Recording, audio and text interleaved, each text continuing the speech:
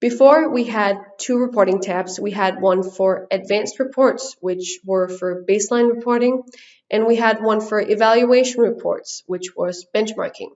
And now we've gathered both of them in the same tab, so you can create both types of reports from the same place.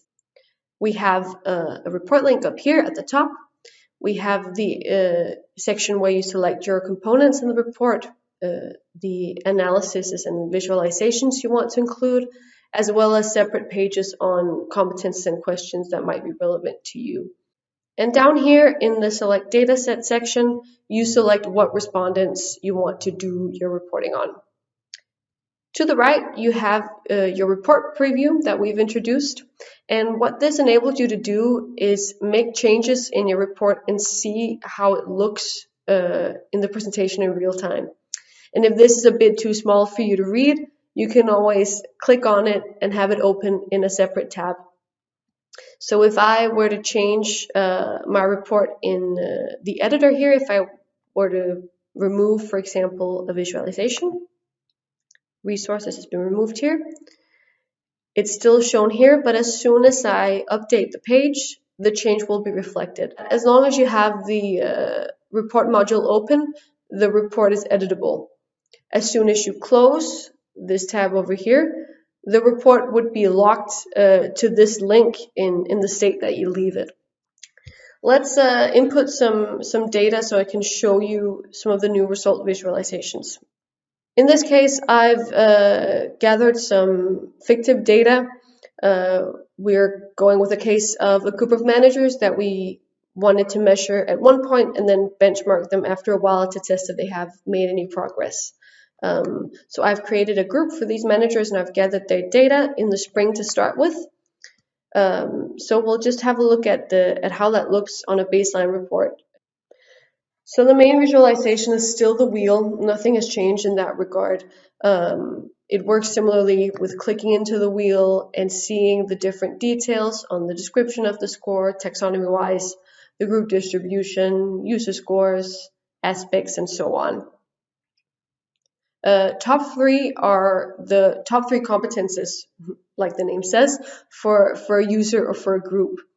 And conversely, we have recommendations, which are the three competences with the lowest score for a user or a group.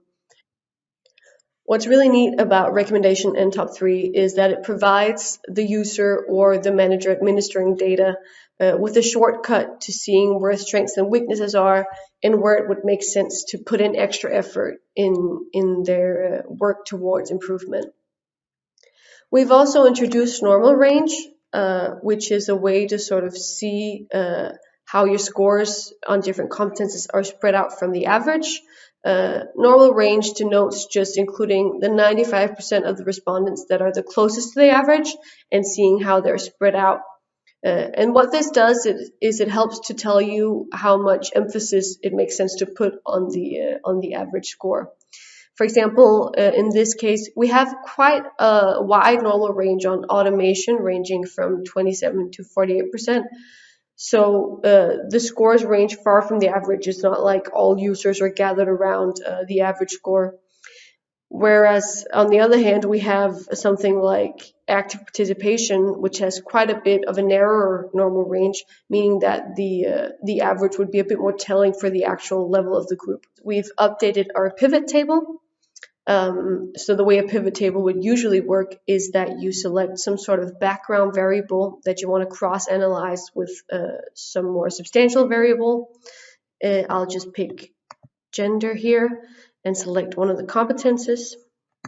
That we've now included the number of respondents in each category, which is denoted by the N. And we've also included a summarization of the results. Let's move on to benchmarking. The way you start creating a benchmark report is simply by adding a new dataset.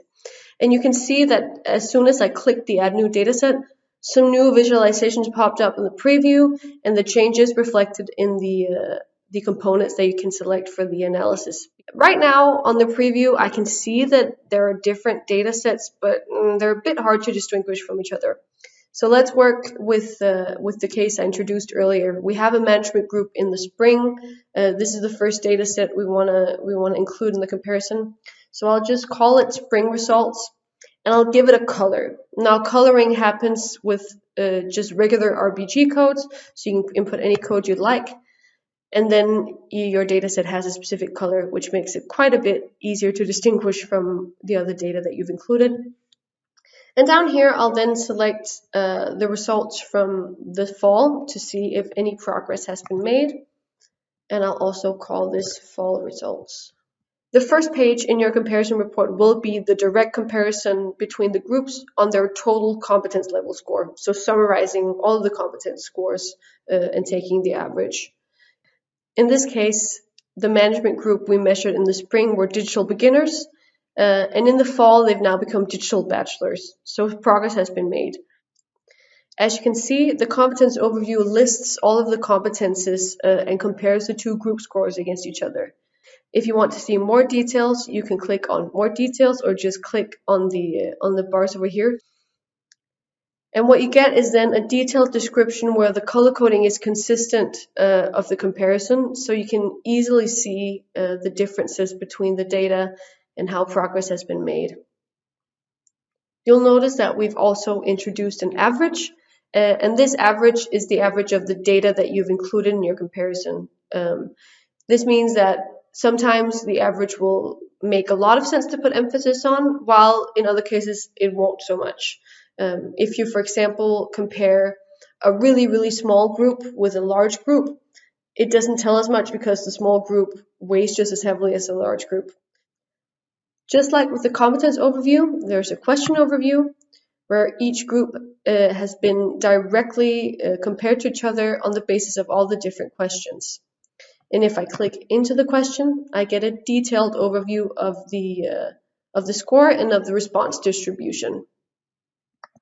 You can select individual users to do your analysis on, both in a baseline and a benchmark report. And the really cool thing about this is you could essentially create data sets where you compare the same individual over time, but also benchmark an individual against a team, for example. And if you're wondering how you differentiate between specific users if you have one user over time who has the same name, do not fret. We've inputted timestamps on all responses and a group connection, so you can always identify the response that you need. For example, if you wanted to compare respondent 12 in the fall against respondent 12 the next spring, you'd be able to see when the mapping was made and in which group it fell. So it should be fairly easy to identify. In terms of how many data sets you can compare, it's infinite in principle, and this lets you do multiple comparisons across both teams and individuals, and you could even summarize on organizational level. But be aware that the more data you include, the more messy the report can also become.